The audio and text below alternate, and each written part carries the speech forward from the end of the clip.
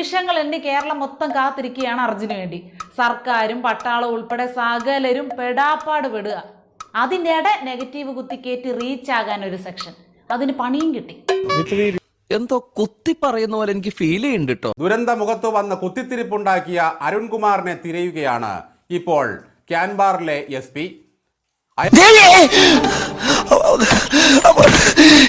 രണ്ടാമത്തെ കുത്തിത്തിരിപ്പ് ഇയാൾ അവിടെ നടത്തിയത്, ഇയാൾ അവിടെ പോയി അവിടെയുള്ള SP-ക്കെതിരെ സംസാരിച്ചു. രണ്ടാമത്തെ കുത്തിത്തിരിപ്പ് അയാൾ അവിടെ നടത്തിയത് DYSPക്ക് ഇംഗ്ലീഷ് അറിയില്ല എന്ന് പറഞ്ഞ് ദുരന്ത ഭൂമിയിൽ നിന്ന് കളിയാക്കി. മൂന്നാമത്തെ നീ എന്തിനാണ് റോട്ടിൽ കൂടെ പോണ ഏണിയൊക്കെ പിടിക്കണത്? നാട്ടുകാരെ കൊണ്ട് പറയിപ്പിക്കാൻ വേണ്ടി ഞാൻ എങ്ങനെയെങ്കിലും സ്ഥലക്കച്ചവടം ചെയ്ത് ജീവിച്ചോട്ടെ. നീ ഏത്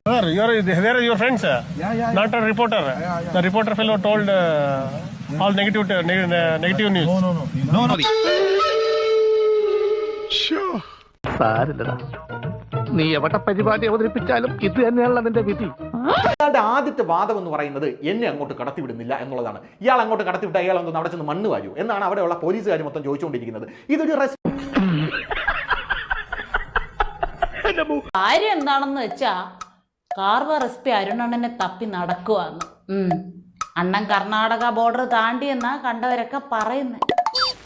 സോറി ചേട്ടാ, കോളേജ് പിള്ളേരെ ഓടിച്ചിട്ട് കിട്ടാൻ ബുദ്ധിമുട്ടാ ചേട്ടാ. എനിക്ക് അനുഭവം ഉണ്ടെന്നേ. കയ്യിൽ കിട്ടിയിരുന്നെങ്കിൽ ഒന്ന് പെരുമാറായിരുന്നു. വാടാ വാടാ, പോണവൻ പിടിച്ചോടാ പ്രേമ. യവനെ എങ്ങാനും ആ ഏരിയയിൽ വല്ലതും കണ്ടു കഴിഞ്ഞാൽ കയ്യും കാലും കെട്ടി ഗംഗാവലിപ്പുഴയിൽ ഒഴുക്കി വിടണമെന്നാണ് അവിടെയുള്ള പോലീസുകാർ മൊത്തം ഇപ്പൊ പറഞ്ഞുകൊണ്ടിരിക്കുന്നത്. ഇയാള് കയ്യെ കിട്ടിയാ അവൻ കുടിച്ച അമ്മയുടെ മുലപ്പാൽ ആദ്യത്തെ ഇടിക്കാൻ ഞാൻ പുറത്തോണ്ട് വരും. നമ്പീശമാമൻ മോനൊരു സാധനം കൊണ്ടുവന്നിട്ടുണ്ട്. അത് മാമൻ അങ്ങോട്ട് വന്ന് തരണോ അതോ മോൻ ഇങ്ങോട്ട് വന്ന് വാങ്ങിക്കുന്നോ? Reporter channel and all my Malayalam channels, I kindly request, see, there should not be any rumors. അയ്യോ SP സാറേ, റൂമറാണ് ഞങ്ങളുടെ ചോറ്. ഒരു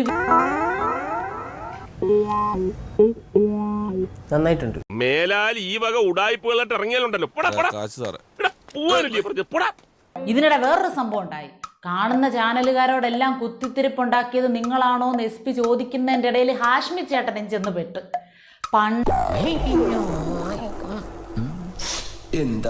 ഉറക്കം വരുന്നു. പണ്ടത്തെ ചങ്കിനെ ഒരൊറ്റ ഡയലോഗിൽ ഒറ്റിക്കൊടുത്ത് ഹാഷ്മി ചേട്ടൻ എസ്കേപ്പായി.